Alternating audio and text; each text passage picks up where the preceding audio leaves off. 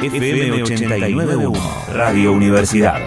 Vamos a charlar con el licenciado Ignacio Porras, director ejecutivo de la Fundación Sanar. Buenos días, Ignacio. Leandro y Rocío te saludan.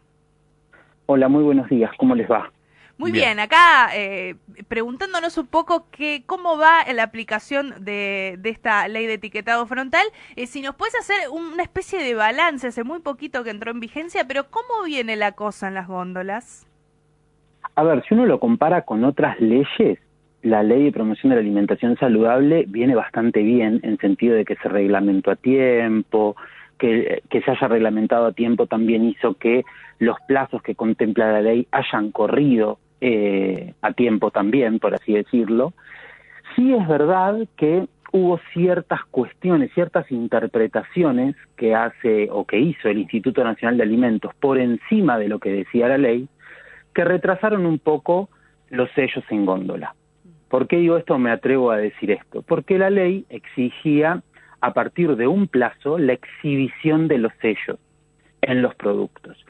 Esto, a través del Instituto Nacional de Alimentos, cuando se bajó en un material para la implementación, que fue el manual de implementación que se le da a las industrias, esa exigencia de exhibir los sellos, de alguna forma se interpretó para que sea a partir de la producción de esa determinada fecha. Es decir, una cosa era encontrarnos a partir de una fecha determinada los sellos en góndola, y otra cosa muy distinta es que a partir de esa misma fecha las empresas empiecen a producir con los sellos.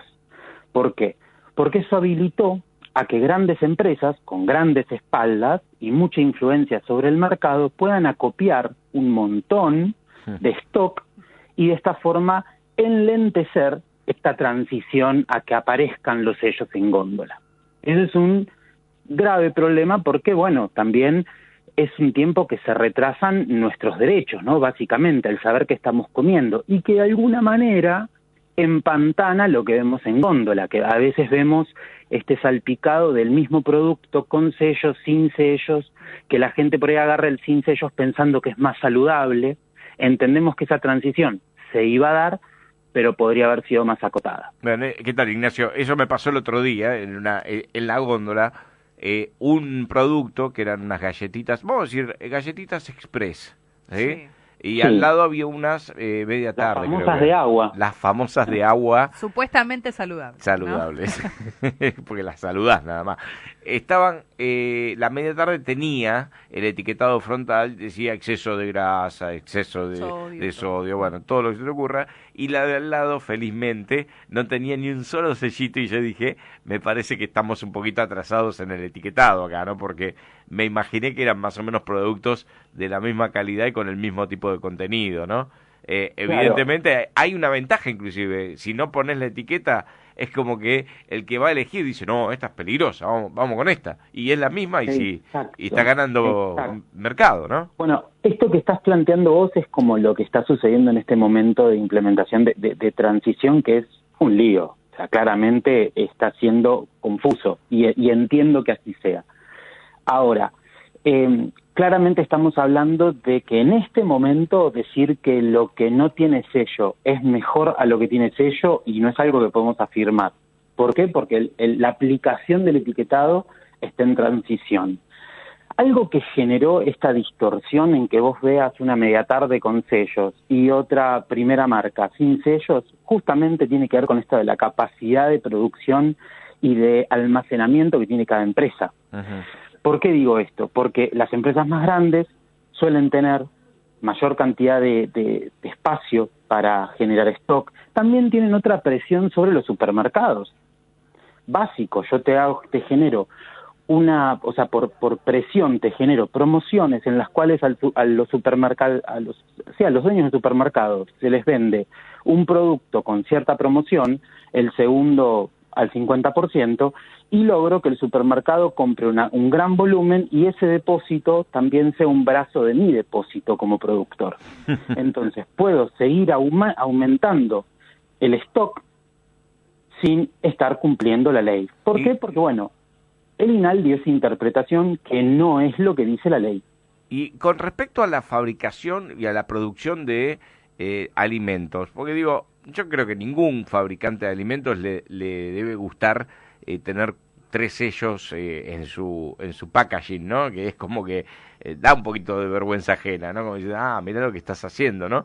Digo, ¿no han cambiado las fórmulas o no estarán buscando también modificar la producción y decir, voy a hacer algo un poco más sano, quizás no es tan sabroso porque tiene menos grasa, porque le pongo menos sal? Digo, no será el mismo producto, pero ¿no cambian también la producción para evitar un sello?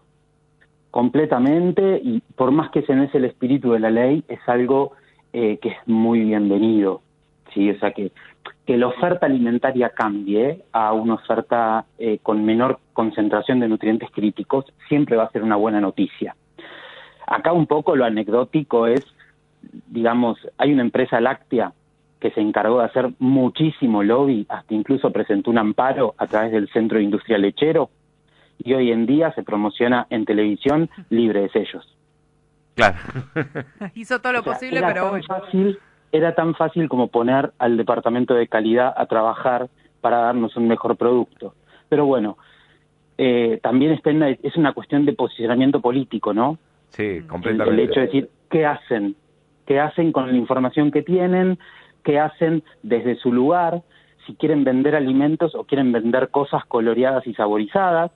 Claro. Que bueno, es una decisión, pero bueno, en este marco la ley pone blanco sobre negro. O sea, querés elaborar cosas azucaradas, las podés elaborar, pero me tenés que advertir. Vos sabés que me puso un poco de mal humor todo esto del etiquetado y cómo vamos implementando a raíz de una conversación que tuve con mi hija, ¿no?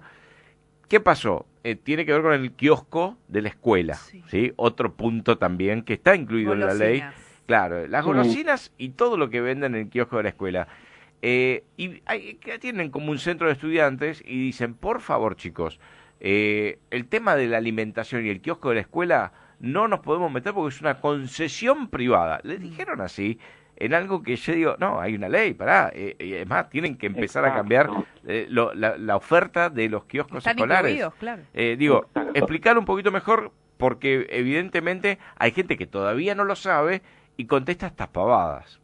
Bueno, cualquier ley es de mayor jerarquía que un contrato, claramente, ¿no? Los contratos tienen que dar en el marco de la ley vigente. Ahora, y su adecuación. Esto igual lo puede decir mejor un abogado que yo, que soy nutricionista. Pero, en este sentido, tenemos cierta complejidad con respecto a los entornos escolares. ¿Por qué? Porque vivimos en un país federal. Y eso también es una realidad. Las normas hasta ahora redactadas, sobre todo las nacionales, tienen un impacto directo en los entornos escolares del ámbito nacional. Uh-huh. Ahora bien, nosotros tenemos establecimientos educativos del ámbito provincial y del ámbito municipal.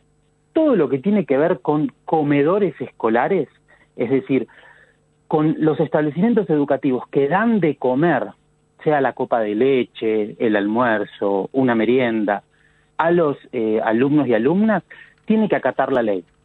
Pero, ¿qué sucede con los espacios libres de sellos en términos generales, como los entornos educativos libres de sellos?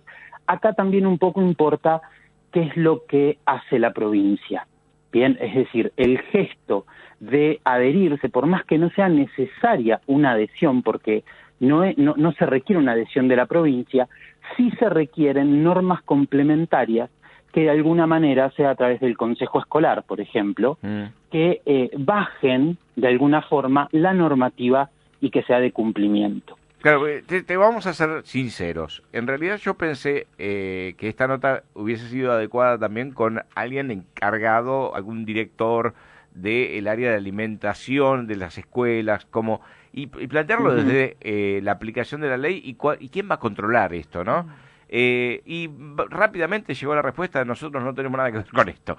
O sea, son concesiones, es un espacio que no está gestionado por la provincia. Entonces, me parece que empieza a aparecer, ¿quién va a controlar el kiosco que nos iba vendiendo palitos al lado, por ejemplo? Claro, bueno, por eso, justamente ahí, como sociedad podemos instrumentar distintas cuestiones. Uno puede tener, porque acá la idea no es enfrentar a la comunidad educativa, no es que madres y padres vayan y se peleen con los directivos.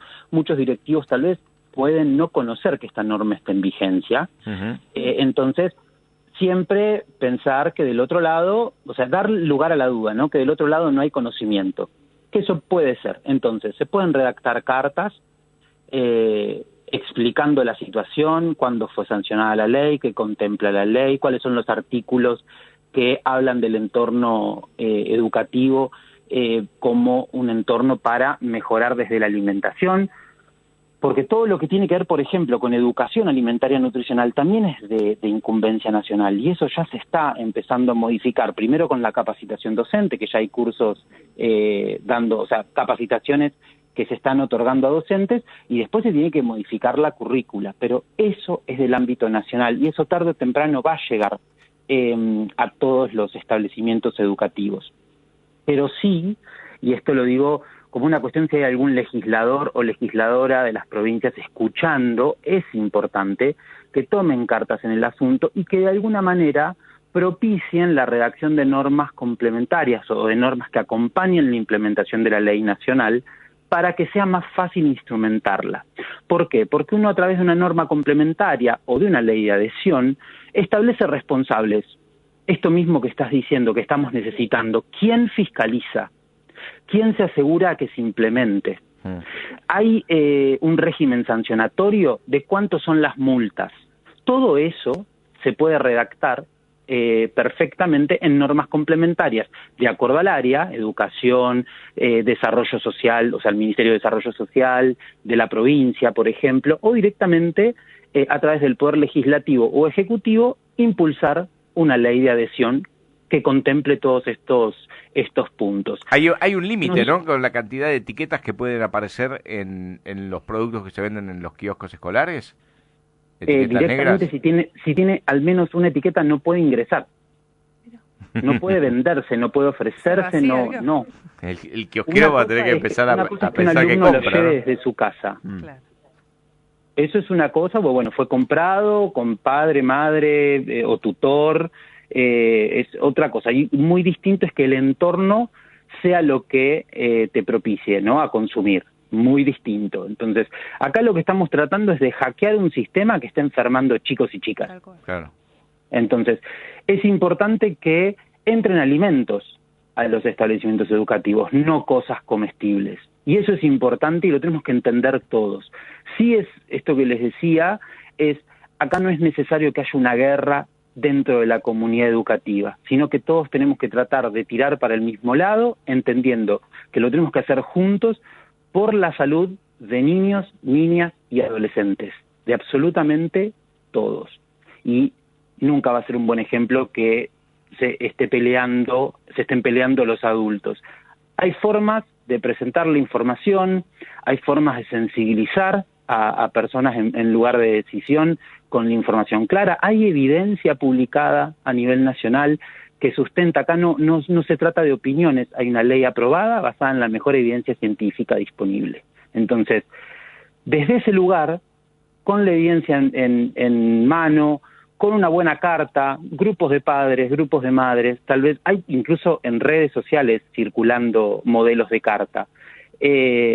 Y si no, preguntando, nosotros siempre nos ofrecemos a que nos escriban por la red social, porque por ahí se genera un intercambio y podemos contribuir a que tengan herramientas para poder solicitar estos cambios. Vos desde la Fundación Sanar, ¿no? Digo, también Exacto. para... Así que nos dejen las redes también, ¿no?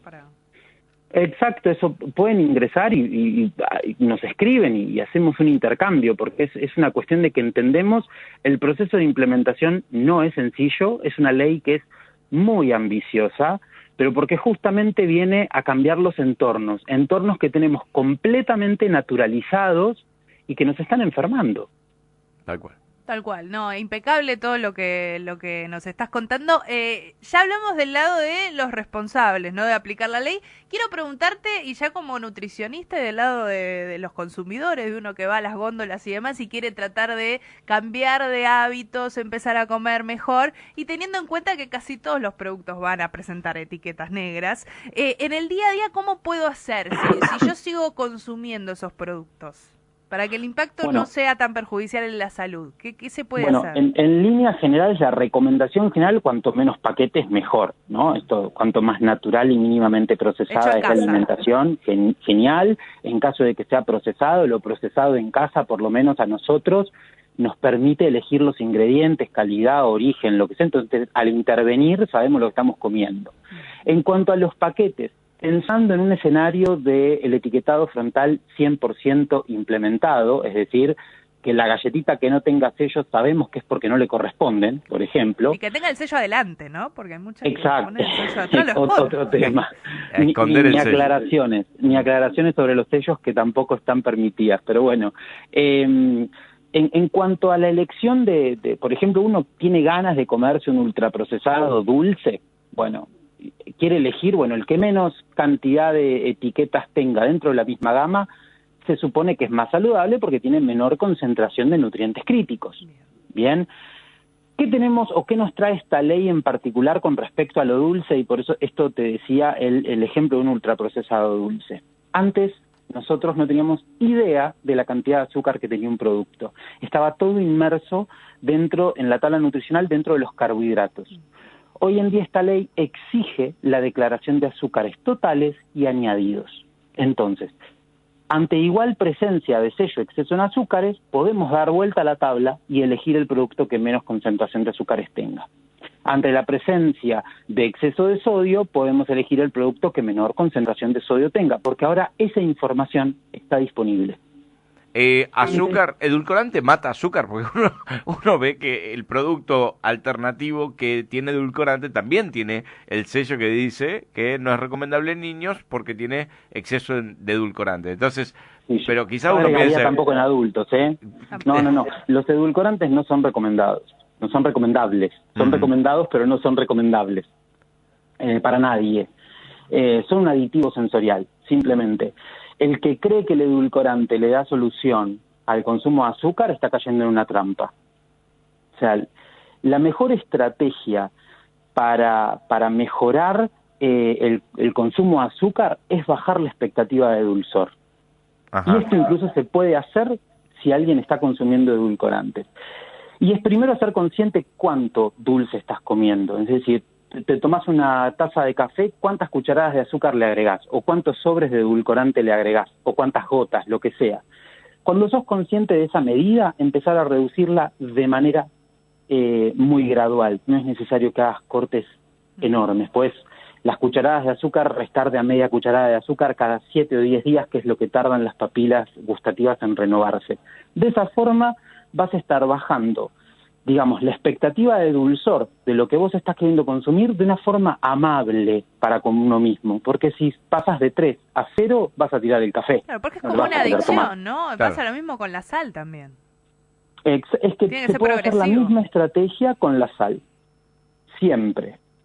Y uno toma conciencia de cómo se imprimen estos sabores, estos grandes umbrales del dulzor o de la sal, cuando, por ejemplo, no sé, almorzamos o cenamos con una gaseosa, sea con edulcorantes o con azúcar, y es muy difícil que la fruta de postre la sintamos dulce.